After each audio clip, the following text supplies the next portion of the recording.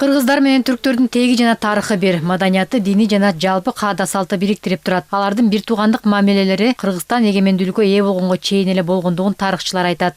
Түркияда жана Эртугрулдун мезгилинде, Осмондун, Газинин мезгилинде, башка учурларда алар кыйынчылык мезгилде, Стамбул крепостунун сепилин ала албай жаткан мезгилде кыргыздын жоокерлери барып аларга жардам берип, ошол Стамбулдун сепилин алганга да жардам берген.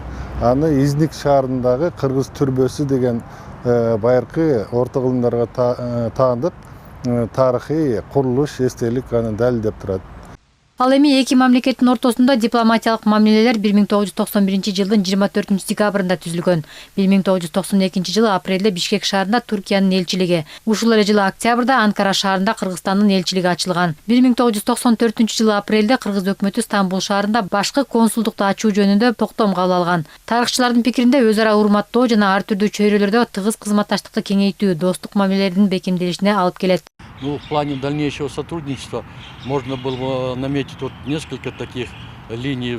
Түркия Республикасы менен кийинки кызматташууларда бир катар иштердин мындан дагы жакшырышын каалайт элем. Менин оюмча соода сатык экономика тарапта көбүрөөк көңүл бөлсөк жакшы болот эле. Аскердик техникалык жакты дагы карап жакшыртуу маанилүү. Ошондой эле билим берүү тармагынын мындан ары өнүгүшүнө маани берсек дейм. Трамплином для дальнейшего развития отношений между нашими государствами.